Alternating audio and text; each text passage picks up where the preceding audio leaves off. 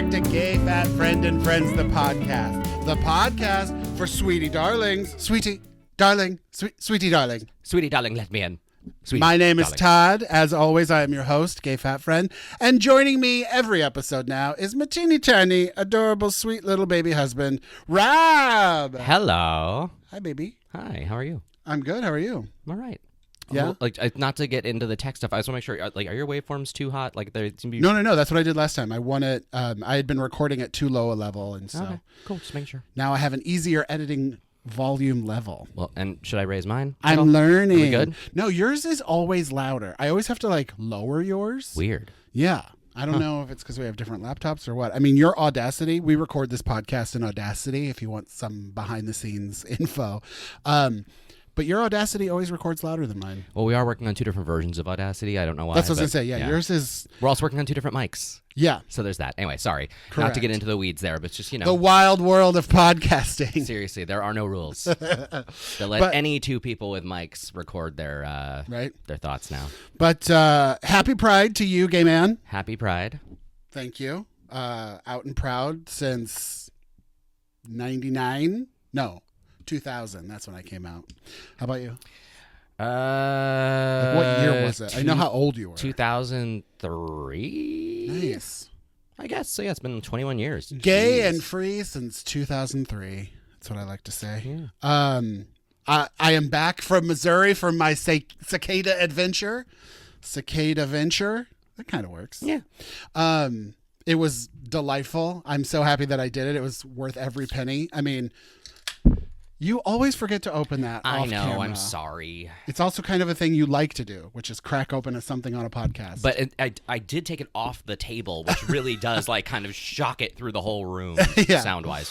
But yeah, I mean, I went home to see fam, and it was a very nice, delightful trip. But the cicadas were so good, real life ASMR, just screaming to mate with each other, and they're everywhere, and they stick to you. I love them so much. A lot of people, I get it. If you live in them, you're probably sick of them, but I could have listened to them all summer. I think they're such a delight. My poor little nephew is apparently deathly afraid of bugs, which I did not know. And he and my brother went on a walk one day while I was there, and they had to come back right away because he had a panic attack and he froze up and he literally couldn't move, which been there. Yeah. Yeah. Well, I'm not a fan of bugs either. I don't blame him entirely.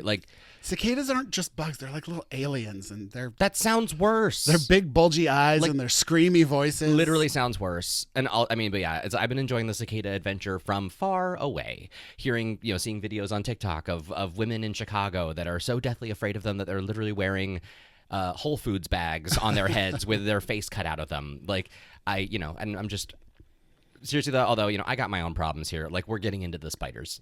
Oh yeah. So the spiders are waking up. They're coming into our home. Yeah, we're having that time when you take Ruby for her morning walk and you get clotheslined by a couple of strands of a web. It just sucks. I walked Ruby this morning because I walk her. I'm morning dad on the weekends. And as soon as I opened the door and walked down the steps, I walked through about 4, even though I have drenched this home in Monsanto home defense or whatever it's called, because I believe in better living through chemicals, and I have drenched this house in chemical bug spray, and the spiders just keep coming back. Yeah, and Sons of bitches. I'm not a believer in spider survival anywhere near me. I'm sorry. So much. We have one rule in this house that if you are inside our home, you die. And if you are inside your home, which is outside, you can probably live. But if you're super close to my home, right at the edge of where the welcome mat meets the door frame, Death. You die. Death to You're all too of close. them. I'm sorry. You're not coming in here. Yeah. If you're on the side of my house and you are larger than my hand, which has happened a couple times, you're dead. You're dead. You're done. You're dead. Yeah. I'm sorry, spiders. You're going to have to literally directly save my life for me to reconsider this, and even then it's going to be a hard one. Right? Until I get the powers and body of Spider-Man from one of you, it's not happening. Right? And even then, I need to find a way to get those without the bite. Yeah. I don't want a spider bite. Right? Ugh. We've had them, both of us, in LA. We got bit in our home, and it was awful. Yeah.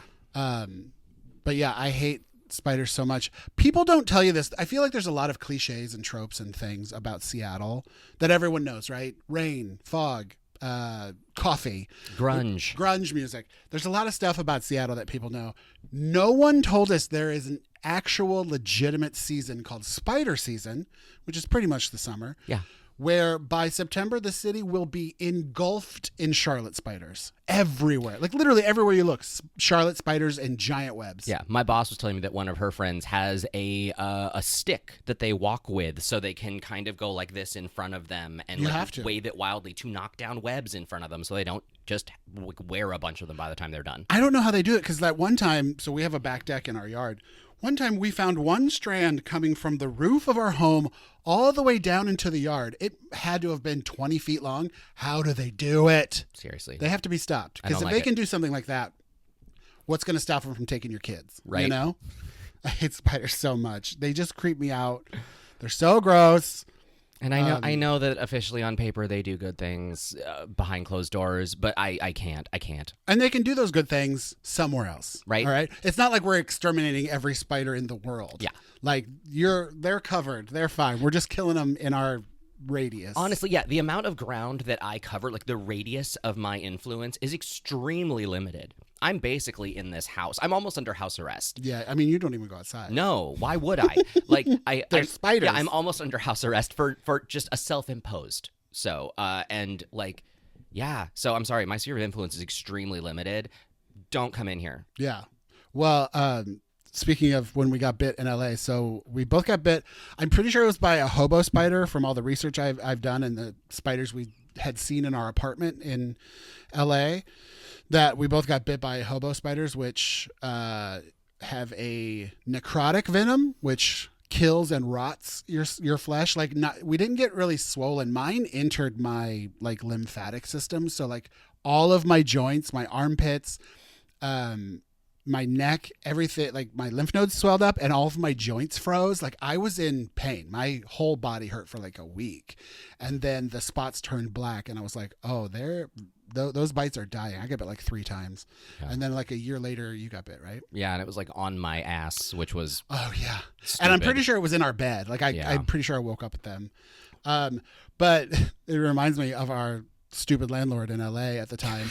We told her, like, we're not living with vermin, okay? We're not, you have to spray for bugs. I'm sure there's a law. Yeah, we have a pest problem. We never like threatened lawyer, but we would always just say, there's got to be a law that says you have to spray for bugs.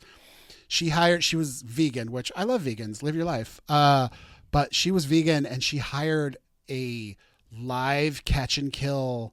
Like she didn't believe in killing bugs. They basically like put vinegar around our home. Yeah. She tried to use like a homeopathic vegan like non-hazardous poison that didn't kill anything. A non-chemical solution. And she also gave us a live catch and kill trap thing. Like a little squeezy thing that has like a brush. Bristles.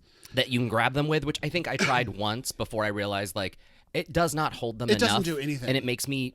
It just angers them. Yeah. And I was just like, oh no, then I gotta stomp. Then comes the stomping. Like, well, and it was before... Well, first of all, that device, if you've ever seen on TikTok the people trying to use those dumpling makers, it was as effective as that. It did absolutely nothing. I don't know how that device was created. Yeah. It did nothing. It was a non-functional solution to a very real problem. But we can do better. We lived there for a few years before we finally got our magical Dyson, which is my favorite, household utensil. Yeah, the machine. The handheld Dyson vacuum. Oh, it's a delight. If you can get a handheld Dyson vacuum, your life will change. I vacuum everything, and it's our number one spider killer. It is, because it sucks them into that canister so hard that it literally smears them on the wall of it. It splatters them inside. It's a quick and painless death. Yeah, and it's visible that they're done. Which is good. We did another spider that Seattle has. They're just called like house spiders. They are bigger than your hand. They're gigantic. Apparently, they don't bite or anything, but I mean, maybe not bigger than his hand. He has giant hands. I guess it's big. That's a pretty big hand. But they're so big and they're so scary looking. Like they look like a Halloween decoration. They're that big. At one time, we sucked one of those up and it didn't die because it was too big. Yeah, it was too big. And I get it. You're not going to kill me in a vacuum. I'm freaking huge. It sounds like a challenge. Yeah, don't do it. We also found multiple times, I think we've talked about this before, spiders in our dryer. the giant like wolf spiders that come in Through the dryer vent? I'm assuming through the dryer vent. Although yesterday I was outside working and I was cleaning out the outside dryer vent because it had collected some lint. It has one of those pressure flaps, so it's only open when the dryer's on. So I don't know how spiders got in there. Well, I mean, it's one of those where I imagine the air coming out of there can't be like hard enough to blow them out necessarily if they're hanging on to something. But like also, I mean, it makes sense. It's warm air coming out of that thing. So it's like a warm spot to go. Both times it was at like early spring. Yeah. So it was very cold outside still. And both times it was like right after we had run the dryer, Yeah. like that, and emptied it, or not even emptied it. The first time we'd emptied it, and there was a giant web in there, and then the second time there was literally a web across freshly dried clothes. Mine. Yeah. Yeah. So that load had to be redone. Yeah. But yeah, like it's typically been like right after we run the dryer. So I'm assuming it's a warm spot to go. Because like it's that same thing of like spiders typically end up in your bathroom. Because that's where water is, it's like everyone And there's needs like water. a vent to outside. Yeah, exactly. There's a path out, but also water. Yeah, because in LA we used to find them in our tub all the time. I think they came up through the drains. Yeah. Oh, I hate them so much. It's funny, the one that we found in the dryer in my clothes, we never saw it alive, but the dryer was so full of webs. We just shut the door, turned the heat on high, and turned it on for like 30 minutes. We found like a bunch of legs in the lint And then trap. when I went down, when it was done, I went down because I was like, I got to wash all this shit again. I opened the door and its body fell out, and then all of its legs were in the lint trap. Yeah. And it was freaking huge. Yeah. It was terrifying. So sorry we tortured you, Spider, but also stay out of our clothes. Well, and sorry we're torturing you if you're afraid of spiders. Yeah, 'cause sorry. This is now we're 10 minutes in. This is a spider podcast. No, now. it is not. There's still time for us to save this. We got to move on. We got to pivot. Well, like I said, I was in Missouri for a week, and I got all the hits. I had emos. I got to drink with my brother on his deck, which is like one of my favorite experiences, just talking about our family and drinking. I got to see my nephews. I got to see my parents' dog, hang out at my parents' house. I made another mom jacket video, if you know me from TikTok or Instagram. I made a new mom jacket video about her Vera Bradley bags because people have been asking about those. First time I'd ever seen all of the name brand dropping about that. I didn't know what brand all of that stuff was until now. I've never said Vera Bradley in a video, but I did see a Vera Bradley store at the airport, so then I made a video about her. But in the initial jacket video, I did not mention VB. But I want to respect her privacy. Every comment did, though. Every comment like identified, because like that's how I learned. That's a brand. Obviously, I'm not a customer. I did not know. Well, that neither is your brand mom. existed. Yeah. It's a lifestyle, so you're only introduced to it via mothers. Yeah. My mom basically lives at Chico's or Talbot's. Oh, your mom's a Chico's kind of day. She is all a Chico's week long. lady.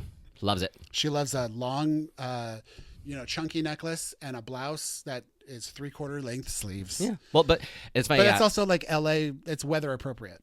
Yeah, but I mean, although I do think her fashion is changing a bit now that she's retired. She's getting a little bit more, let's sleep in and just kind of futz about. Like, I don't know, she's a little less together now. She loves a matching PJ set. She does. She loves PJs. And a tunic. I believe that's what they're called, tunics, where it's just, maybe you'll see it in Legends of Zelda. Hey. That's your mom. But yeah, last time I was there by myself, your mom was in her PJs the whole time. And it's like, you know what? You're retired. Do it. Right. Like she's taking care of a sick husband. Like she's just kind of, just enjoying her time at home. Yeah. If I make it to 70, I may never put clothes on ever. So. Right? I mean, see, I work from home and it barely happens. Yeah. So, and I'm not even 70. Yeah. Well, and that's what I was going to say. Anyway, to finish the story about my mom's jacket. Yeah, sorry. I showed most of her Vera Bradley bags. Not all of them. There are more. There's more? You've always got to keep some in the back for extra content. But it's funny, I didn't realize. I just assumed everybody knew who Vera Bradley was.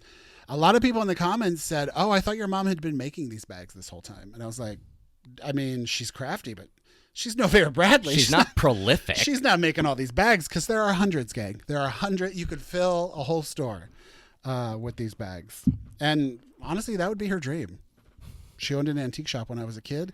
My mom loves selling used stuff. Right? It's like, does she just want to franchise a VB store? that would be such a treat down in Florida. Although it's funny. I mean, it's the same thing of like if I ever opened a video game or a record store, I don't know if anything would ever get sold to anyone but me. You would be like the guy from The Simpsons. Comic book.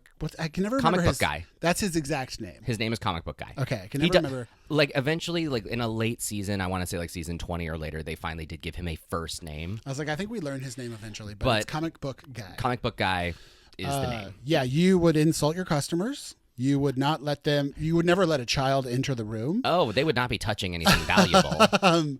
You would put them down. You would not sell to them. You would pay them to leave.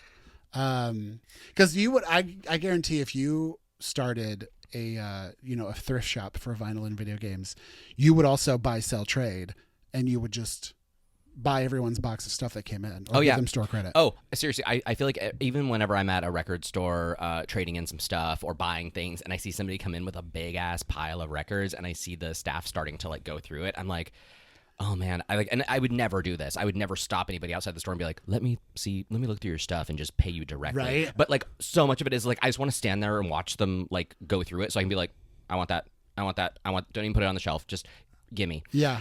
Just because sometimes the stuff I want is rare and hard to find, and like it's one of those where I feel like if I see it, you have to leap at it. Mm-hmm. And so sometimes I just want to babysit someone's trade in. Too, you're also a very curious little kitty, and you love listening to other people's conversations, not snooping so much, but like. And honestly, I don't even know that that's so much a thing that I like to do so much as I have a hard time tuning shit out. Yeah. Like I have a tendency to just sort of bring in data, and it's like the filter isn't there sometimes, and it's funny because like we often talk about like whenever I go to like when I used to go to Missouri more often to visit Todd's family and stuff, like they always have a TV on in the background, like always, and they're rarely watching it, but they do ask a lot of questions about the content that is on it whenever they do decide to engage.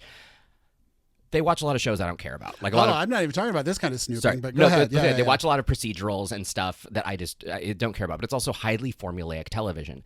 And so your Criminal Minds, your Law and Order. Exactly. And like I'll sit there playing on my Switch with headphones on, and all of a sudden I'll hear like someone come in and be like, wait, what's happening? Who is that? And like no one can answer. And then I just drop my Switch and I say, they thought so-and-so did it, but it was a red herring, and now they're going after the real person. And then I just go right back to my Switch. I'm not watching the show, but I'm paying more attention than everybody in the room. And so it's just one of those things where I can't help it. It's just, but you do that in life, in public, everywhere. Oh, it's true. That's like, all you do. Well, and it's the thing where, like, and it bothers me so much. Like, if I'm in a record store and somebody asks someone a question and the person they're asking doesn't know the answer, but I do. You're just looking to make a connection. No, I'm not. That's the thing. But it's one of those where it's like I hate misinformation just sitting out there, or wrong information just kind of lingering.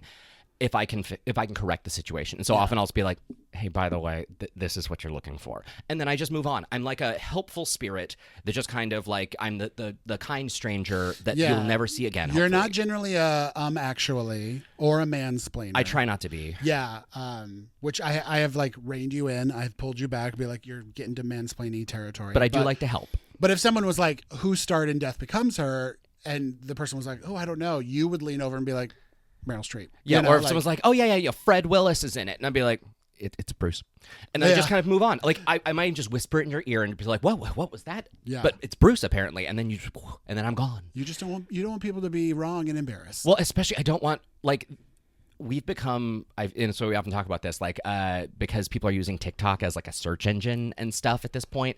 Like, there's so much wrong information out there that is just being like, if it's perpetuated enough, the search results will start to repeat it at you now. Yeah. And so it's one of those where it's like, I'm seeing the crowdsourcing information kind of pool get tainted. Yeah. And it really sucks because we're all becoming dumber for it. Yeah. And no one is media literate enough to be able to see through a troll versus real information sometimes. And it's really getting to me. It's becoming like an actual like not a trope, not an ick. I don't know. It's just hearing misinformation hurts me in parts of my body that I didn't think I would even care about. Right. It hits my bones. I get like so much rage when I hear misinformation. I get in my feed, I get a lot of food misinformation, but luckily it's mostly nutritionists like stitching the misinformation and being like, seed oils are not poison. Nothing turns to arsenic in your blood. Like they're like, oh, if you eat Cheerios, it turns to arsenic in your blood. No, it doesn't. Do you really think that would happen? It's like all the people that have finally looked at nutrition labels and are like, did you know there's copper like the metal in our food? Yeah. So zinc too. There's lots of naturally occurring metals in food. That's how it works. Like we have that in our body. It's okay. But yeah, it's one of those where people just, they see something and they just are like, it's time to freak out. It's like, no. Yeah. You just didn't know that for a long time. My biggest pet peeve when it comes to food misinformation is when people can't pronounce a word or it's a technical scientific word. So they just assume it's poison or it's some kind of like brain controlling chemical, because they don't know how to pronounce xylitol when it's just like the most common preservative in the world. They're like, ooh, I can't pronounce the word. That means it's bad. It's like, you probably don't know the chemical makeup of a strawberry either, Janet. Oh, I'm riled up. Don't get me riled up about food misinformation. I hate it. But anyway, so I was gone for a week and enjoying myself and my family and my time, getting pleasantly surprised by new political leanings of my family. It was nice to hear. That was a fun report to hear back. Because, most of my family, Missouri Republicans, it is what it is. Not Trumpers. None of them are Trumpers. My dad was a Trump fan and definitely liked Trump his first term. But that's because my dad was a big Apprentice fan. Like my dad liked the celebrity of Trump and liked his shows and his programming and stuff. Like big fan. But anyway, so I was talking to my dad, and this, the Trump's felony verdict had just come in. I was talking to my dad. Apparently, my dad is very much a proponent of law and order and believes like criminals are criminals, and if a jury finds you guilty, you're guilty, and all this stuff. So that was nice to hear. He especially it's because we were talking about those dummies that took bullets to Turks and Caicos, and now they may have to go to Turks and Caicos jail for 12 years. My dad was like, I hate those people. They're so stupid. They got what they deserve. Like all this stuff. I was like, Dad, you own 20 guns. That's a delight. That's a delight to hear that you think those idiots deserve what they're getting. Because like your dad may own 20 guns, but your dad is also smart enough to not travel with ammunition. Yeah, it was just such a pleasant surprise to hear my dad go on rants that were progressive and nice. Yeah. Well, and it's not even so much progressive as it is just not making exceptions for criminals. Yeah. Because they're on the same side as you. Yeah. Like that is probably the better way to look at it, I think. It's just more of a where does it stop? Yeah. Also, I went to my teeny tiny hometown of Warrenton, and then I was all over St. Louis. I didn't see a single Trump sign. No merch, not a t-shirt in sight, nothing. So I'm fully confident that we're going to have a good November. But if you're worried out there, don't be too worried because I don't think anybody likes him anymore. But also don't get too confident. We still got to work on this thing, not to turn this into a political thing. But register to vote and make sure you vote. Do your thing. Don't get too comfy. But yeah, I don't think people like him anymore, especially now. I think this conviction is a turning point for people. Let's hope. But yeah, it's like, and while you were gone, I just was here working, snuggling with a puppy, and I read 2 books, which was nice. You read so fast. Well, and especially whenever you're not here, I read very fast because it's one of those where I feel like I like reading, but reading is very much a solitary act, and I find it very rude to read next to somebody often, unless there's a clear understanding that I'm not ignoring you, but I am focused on this thing, and I don't want to come out of it. Often whenever he leaves town, he'll come back and I'm like, I read 4 things while you were gone, just because it's my time to sort of catch up and just sort of not feel like I'm letting someone down by disappearing into a book for a bit. Yeah. Well, and when you're gone too, I love to read too, but more of the drag kind where I'm like, oh, honey, that hat, honey, that not in a million years. Old. But yeah, it's funny because also one big motivator was I wanted to finish the book I was reading as quickly as possible. So Dark Matter. Yeah, I was reading Dark Matter by Blake Crouch. Because we want to watch it on the Apple TV Plus. Yeah, and I'm the person that's like, well, if I'm going to watch the show, I want to read the book first, which of course is setting myself up for disappointment. It's been happening a lot lately, not the disappointment, but the fact that like, oh, this is coming out, I want to watch that, and you're like, oh, there's a book of it, let me read it first. Yeah. So then we have to wait. Well, but also though, I've been trying to be better about sort of what's the word I'm looking for? Telescoping out a bit and just sort of like looking ahead and being like, cool. I like, for example, the new, oh my God, Bong Joon-ho movie, the director of Parasite, his new movie, Adam 90... Mickey 7. Mickey 7. I was close, way close. I believe that's close. what the movie is, but the book is Mickey 7, I think. And Samsonite, way off. I was way off. And like that movie doesn't come out for like the better part of a year. I have time to read it, which is great. Which it was supposed to come out 4 months ago. It was. It had some I problems. hate it when that well, they happens. had to do reshoots, I think, and the strike, I think, messed them up. Yeah. And so I have time to read that book, which is great. Yeah, at least Dark Matter, I was able to read because like we want to watch all the episodes at once, probably. So that's great. We can wait until we can binge. And like I read The Watchers earlier this year because the concept behind the movie sounded interesting to me. Yeah. Now that the movie's out, I'm actually less interested in seeing it than ever before. And now that I've read the book, I'm less interested in seeing it. But like, it'll still be a fun watch when it comes to streaming. It's so funny because you love movies. You're a big cinephile. I do. But you hate trailers because trailers give away too much. So you don't even want to see one frame. You don't want to hear a person's voice. Sometimes you don't even want to hear casting. That's Right. how much you hate the trailer industry. Well, but it's like I don't hate the trailer industry. But like you just don't like you refuse to do them. But then flip side, you'll read an entire book before you see a movie True. that you're excited about. But like, I don't know, if the movie's based on the book has all the creative stuff there. It's like it's there, it's fresh, and I want to read it. So it's not so much story spoilers that you're worried about, obviously, because you read the whole story. Well, not, but You even just- then, especially if a movie diverts though, and so I think you're an enigma, Robert. I think we talked about this before. I literally produced video game trailers for 12 years. Like I did that. And like, it's one of those things where like I worked at trailer houses. I've seen the behind the scenes of trailer production so many times. And like the way my brain works, because it is a weird sponge where I don't drop information, I'm able to remember the quickest little shots in a trailer. And I'm unfortunately just based on training professionally, I'm often able to contextualize them very well. And so a movie trailer, even with the short little bits, like I can usually place what's in the end, and it's just, and I'm often right, and I hate that. Yeah. And so it's one of those things that just kind of gets to me, and I agree. A lot of trailers give away too much. Some trailers don't. I love those. But also I'm a believer of once you've made your sale to me and I'm in, I'm tuning out. I don't want to see any more ads. Like, I don't want any spoilers if I'm interested. If I'm not interested, yes, please, I'll keep watching your content until I'm convinced I need to experience this. But once I'm in, I'm in, and I want to go in cold. Like, for example, Alien Romulus just got a trailer, which, like... A second trailer. It looks so scary. And, like, I love that director. I like their work. I love the Alien franchise, even when it's a mess. And... yeah, Alien is already one of my favorite franchises. Yeah. And then this director, he directed the Evil Dead remakes. He's so good.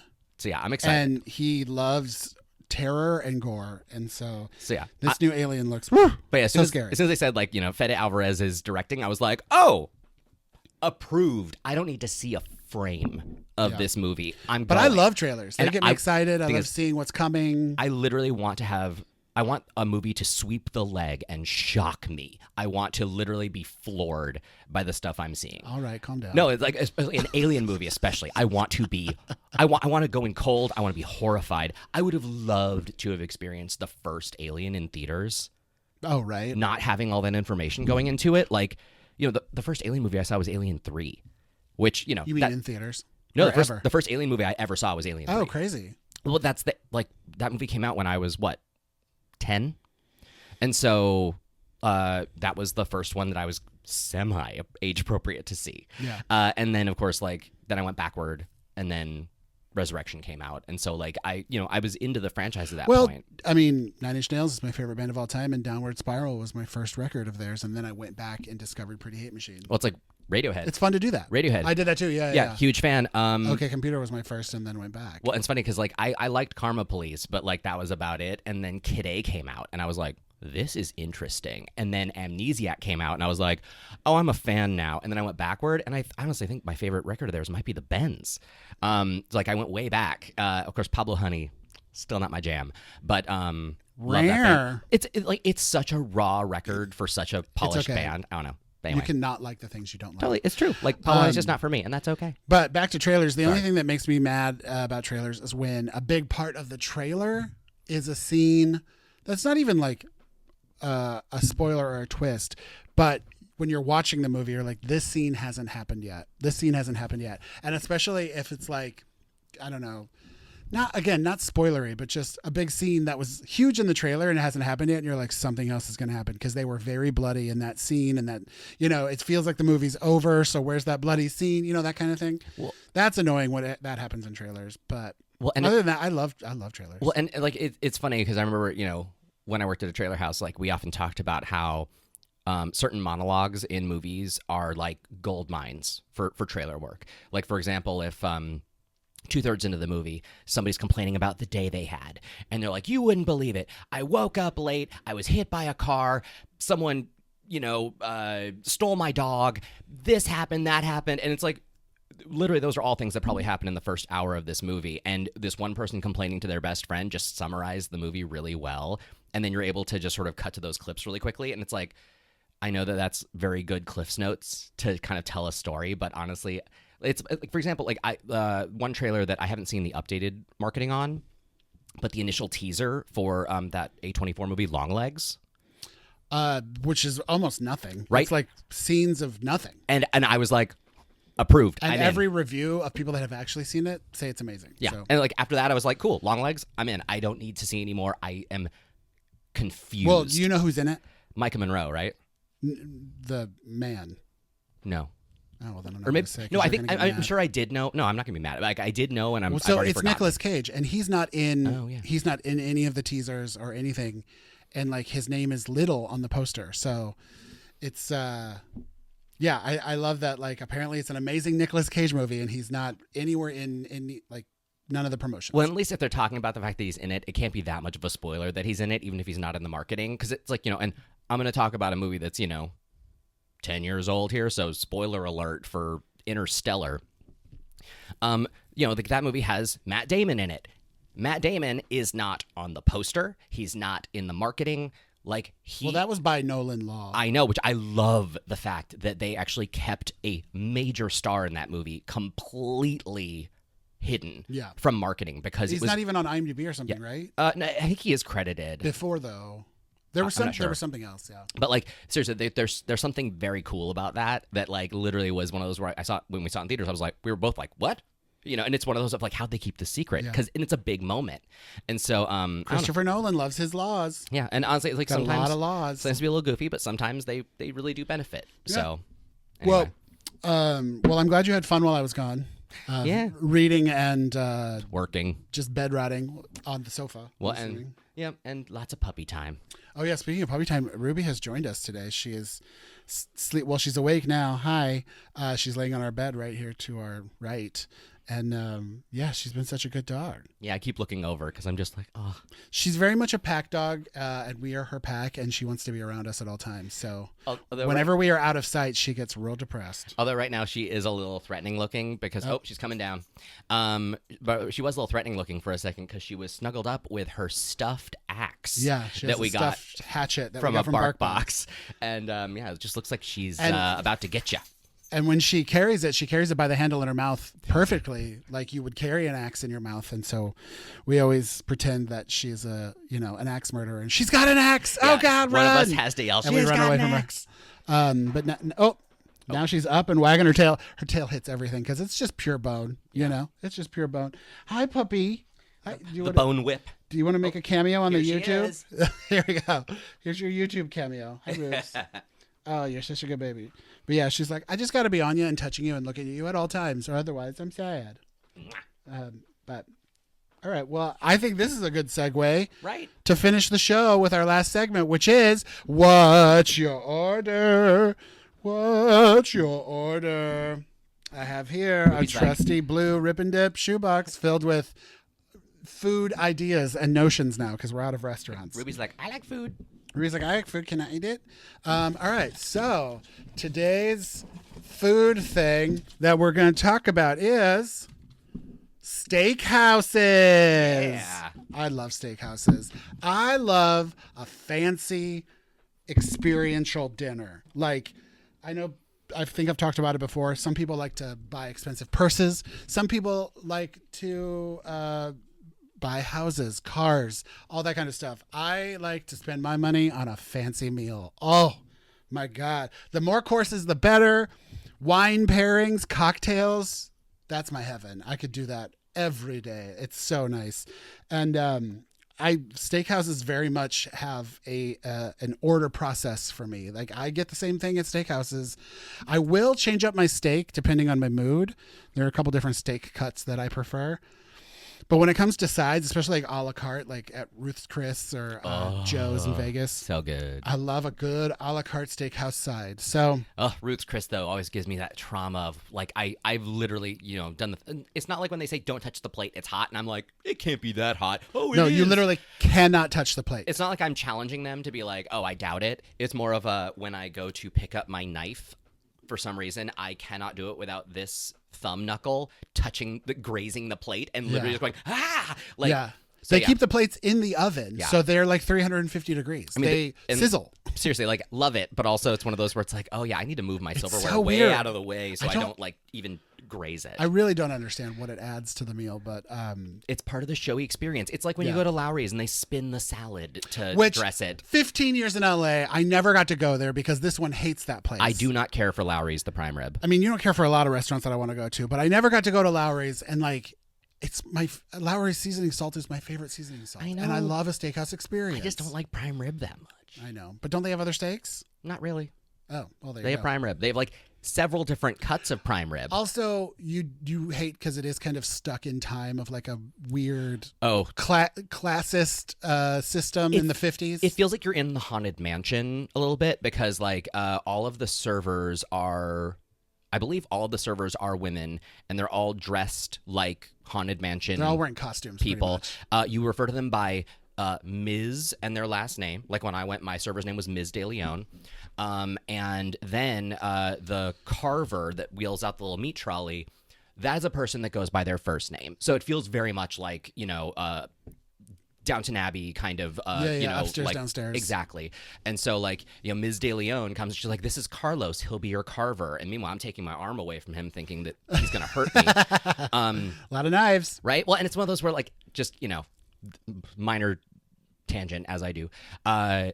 They make you look at you have you look at the menu, which the menu is basically prime rib, like 4 different cuts or 5 different cuts of prime rib or whatever. Okay. But the answer is prime rib. All right. And so when they're like, well, you just go... I'll have the prime rib. Because no matter what, it comes with the same salad. It comes with the same, like, mashed potatoes. Like, it's always the same thing. But well, there's, like, princess cut, queen cut. However, they take your menu away. Then, when Carlos with the meat trolley comes by, they're like, which cut did you order? Oh, I don't know. You took the menu away. I told you before. Meanwhile, you had for lunch on October 2nd, 1987. But I can't tell you what I had for lunch yesterday, probably. So, but yeah, anyway, I did not. A selective steel trap memory. Yeah, but also I feel like prime rib is always never warm enough. Oh, I love it. Prime rib is one of my favorite steak experiences, but it's so hard to get because it's usually like only on buffets or specific restaurants because it has to cook all day. It's not cut and cooked to order. But sorry, continue on your steakhouse order though. So I very much have a process. I always get a Jack Daniel's and ginger ale, or now I'm pretty much a Jameson guy. So I get Jameson and ginger ale. That's my steakhouse cocktail. And then I love a red or a white wine. Like I like to do wine with steakhouse too. So I'll do a cocktail and wine. And then I always get a wedge salad and like the full-on 1975 wedge where it's just like crumbled blue cheese, cherry tomatoes, bacon, blue cheese dressing on a beautiful iceberg wedge. Oh, I love a wedge salad so much. As does your mom. Your mom and I share wedges all the time. I cannot think of a wedge salad and not think of my mother. Your mother loves a wedge salad. And then I usually get, so sometimes I will get a filet because like a filet mignon has a very distinct texture of steak. It's pretty much mush, but it has a very distinct texture. And so sometimes I'm in the mood for that texture. So I will get a filet, but usually I'm a ribeye gal. Ribeyes are my favorite cut of steak ever. Like a ribeye, which is prime rib. So a ribeye, and I always get it rare. And then when I started dating you like a New York strip. I do. So now, like when we go to Costco and stuff, like when we get steaks in the store, we always get strips. Well, I New will York's are sometimes get one in a restaurant, but New York's are a good value for if you're cooking at home. It's a good value. It's a big steak. It's really delicious. It's very close to a ribeye. It's just not as fatty. Yeah. And which is what that's how I like to eat a steak. But I love a good fatty steak. And I've never had like a wagyu or wagyu, however you pronounce it. Wagyu. I've never had like an ultra fat steak that is like pretty much all fat, and that is a dream of mine. but I've never had one, and I really want to try it. I do love bone marrow, which is pretty much just fat. Yeah. I love beef. It's what's for dinner. Right. So yeah, I'll get a ribeye, cooked rare or medium rare, depending on the restaurant. Because some rares, like I remember at Outback Steakhouse, rare is almost raw. Like I have to get medium rare. Or cold. Yeah, they're like it will be cold in the center. And then I will get. So my main steakhouse sides are creamed spinach. It's got to be creamed spinach, and almost every steakhouse has a good one. I forget which one. There was one place that like it just tasted like cream, right? Wasn't it one that was just, it was no, that's the good one. Oh, okay. The bad one was when it was just all spinach and they used like Parmesan cheese, and it wasn't as a binder. Yeah, it wasn't really creamy. Yeah, that one was bad. I forget where that was, but because cream spinach is like heavy cream spinach, a little nutmeg, salt and pepper, and usually like a little Parmesan. Oh. Which I think I'm starting to get so my mouth is watering. I'm spitting all over the place. It's like I feel like my turn off on cream spinach is when there's too much nutmeg and it becomes a little too desserty. Yeah, I don't know. There's something about like nutmeg where it's like a little bit goes a very long way. Just riding that thin line between savory and sweet. Yeah, it goes a little too like floral and weird for me or something. Cream spinach, and then generally mashed potatoes. But I do love a good loaded baked potato, butter, sour cream, bacon, chives. And that's cheese. a very good steakhouse item. Baked potatoes? Yeah. Oh, yeah. It feels very steakhousey. I miss the days when you could just get a tinfoil wrapped potato on the side everywhere. Right? Like, I'm just curious, does Wendy's still have baked potatoes? I think so. They must, right? They were the only fast food place that did. They don't have their bars anymore, like the potato bar, the chili bar, the salad bar. I don't think Wendy's, that's for the best. I don't think any Wendy's have bars anymore, but I think you can still get a baked potato. That's good. I hope so, because seriously, like that was just one of those things that was so magical. And I remember like Carl's Jr. I think used to have them too. Did they? I believe so, because as a kid, I used to literally get a cup of broccoli and cheddar cheese sauce as like a side sometimes. You mean soup? Kind of. I mean, but it wasn't that thin of a cheese, so it was almost like it was kind of like a handful of. I've never heard of broccoli cheddar sauce. No, it was like broccoli florets with like the cheddar cheese sauce that they would put on a baked potato. Gotcha. A side of broccoli with cheese on it. Yeah, and so it was this nice thing of like and especially as a kid, like I think everyone was like, oh my god, he's opting to eat vegetables, but it was like it was covered in cheese sauce. Let's be reasonable here, or let's be honest with ourselves. Well, one time I was like when my oldest nephew, who is 24 now, when my oldest nephew was a baby, I remember having dinner with them, and my brother put like half a cup of brown sugar on some boiled carrots, and I was like, "That's a dessert now." He's like, "How else are you going to get a kid to eat it?" So yeah. As long as you're eating your vegetables, doesn't matter what you put on it. Drown it in ranch, I always say. Which it is funny with carrots. I feel like Looney Tunes was the best sort of carrot forward propaganda. There's something about Bugs Bunny eating a carrot that sounds and looks incredible. Yeah. I probably ate so many raw carrots that I like washed and peeled as a kid. Because you can be like a human blender. Because it just had this sort of kind of like thing, and there's something like that and cheese curls, just right. How's my eyesight not better? How many carrots? How are you not more tan? Right. The more carrots you eat, you'll get a better tan. Totally. And then we got steak, we got cream spinach, we got a potato, usually mashed or baked. Although we did roasted somewhere sometime, and they were good. I like a roasted potato. That's more of a breakfast, right? I want it with like ketchup. Right. And then mac and cheese. We always get a mac and cheese, and it's generally pretty good. Yeah, I would say. And then I think that's every side. I usually, it's so funny when you like go to restaurants with new people, and they're like, "Oh, we always get the burnt asparagus," and I'm like, "I've never had that," and it's usually good, but it's just not on my radar. And then I'm not really a dessert person. Shocker. I'll do a whole meal of desserts, but if I'm doing a full savory meal, I generally don't want a sweet at the end, ever. And like we have a lot of dessert people in our lives. My brother and his wife, we went out to dinner. They got dessert. Like I'm not really a dessert. I don't need a sweet treat at the end because I'm full up. And then maybe an hour or two down the road, we can go to DQ and get a Blizzard. But I'm not really a dessert gal. I will always. Excuse me. Seriously, my mouth is watering so much because I want to go to a steakhouse now. I will always get a piece of cheesecake to go from the Cheesecake Factory. Without fail. You got to get cheesecake from the Cheesecake Factory. I feel like for the what's your order, whenever it's something that you really are interested in, we need to get one of those like dental saliva extractors for you.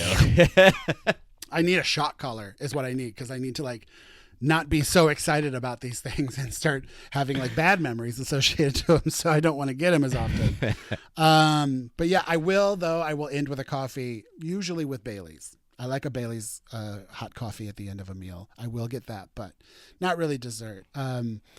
So that, I mean, I feel like my steakhouse order is your steakhouse order. More or less. Usually there's like a garlic bread involved. Usually there's a bread service. Yeah. Like when you sit down, usually you get like a basket of bread and crackers. Yeah. So yeah, definitely don't fill up on the bread, which we do every time. Yeah. So yeah, I feel like my steakhouse order is your steakhouse order, except your steaks. Yeah, there's some variants here. I can go through it. All right. But yeah, overall, I do feel like most steakhouses have typically lackluster bread offerings. Like usually it's kind of like a roll. It's like, okay. Like honestly, like I feel like, and this is not a steakhouse, but like Sizzler, their Texas toast.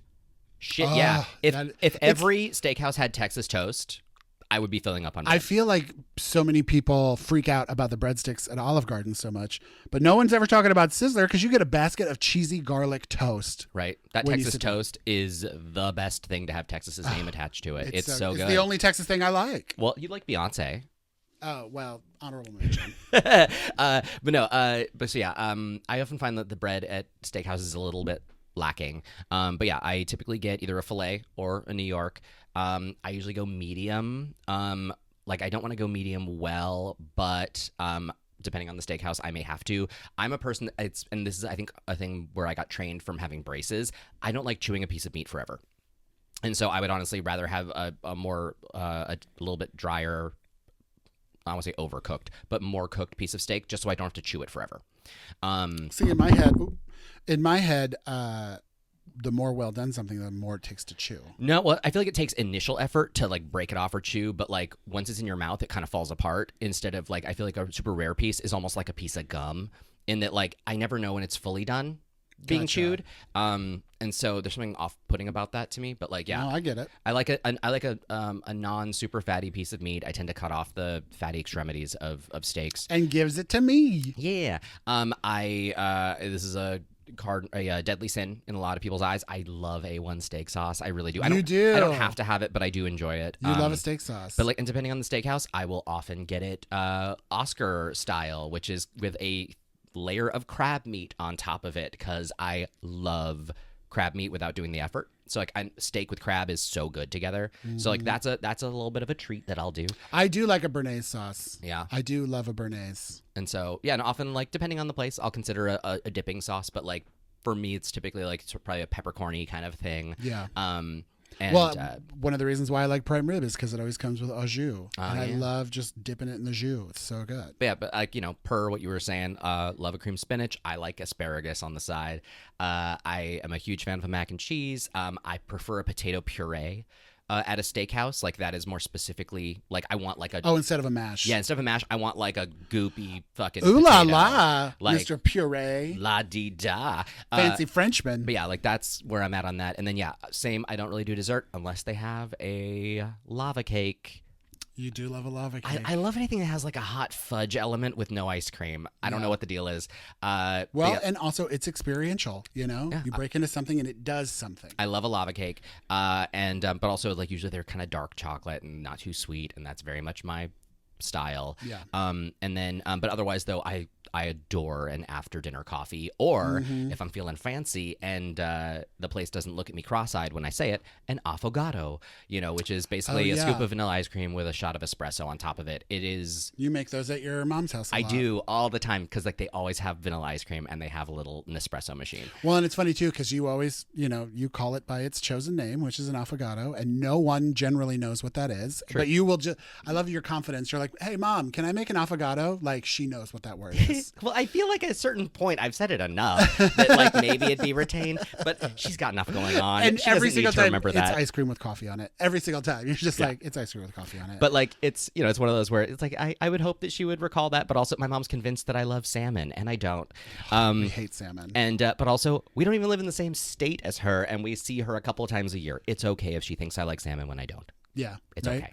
okay. What I was going to say is if I do get a dessert in a steakhouse, it's almost always key lime pie because almost every steakhouse has key lime pie on the menu and it's one of my favorite desserts. And so it's very much like in my brain. And I feel like you don't get steak dinner, key lime pie. I feel like you don't get key lime pie anywhere else. No. I feel like there's nowhere else where you're like, I get that. It's probably not the most popular dessert, but I love it so much. And like, if you can get a true Key West key lime pie, oh my God, they're so good. That's another tangent. We could just I need to add it to the box, just pies and desserts. But yeah, that's our steakhouse order. I hope that we get to go to one of those soon. We went to one for our anniversary in December and it was so good. It's called the Met here in Seattle. Well, and we went. Oh, fancy and good. They had a meat cart, didn't they? Or no, they have a case. And they have a meat case. And we did talk. I think we may have, or you probably spoke about the trip recently to Vegas where we had like the weirdest steakhouse, the worst steakhouse thing at ever, Joe's, which was such one a of my bummer. favorite restaurants that we might never go back to. Right? It was just a really, really such a shitty strange experience. Maybe that's a place where you really need to go with a group. Like maybe you need to have 4 people in order for your experience at Joe's to be better. Because yeah, we went as just a couple, and it was surprisingly weird. Yeah. But meanwhile, every large group was very well tended to. And the last time we went to Joe's was 4 of us, and it was actually great. Like the time before that was 4 of us, and it was very successful. Yeah, I think we just had a bad time. Like it was just a bad crossroads of many things. Right? Yeah, it was a stacking of just lined up to a shitty coincidences. meal. Yeah. But the food is good. Yeah. All right. Well, thank you guys so much for listening to another episode of Gay Fat Friend and Friends with me and Rob. Hello. I hope you guys. Hello. I hope you guys enjoyed it. Please continue to like and follow and share and all that junk that we're supposed to say when we do content. Yeah. Like, And, follow, subscribe, hit the little bell. Yeah. Tell your friends. Steal your friends' phones and download our episodes onto their phone and make them listen to it. All that good stuff. And we'll see you on the next one. All right. We love you. Goodbye.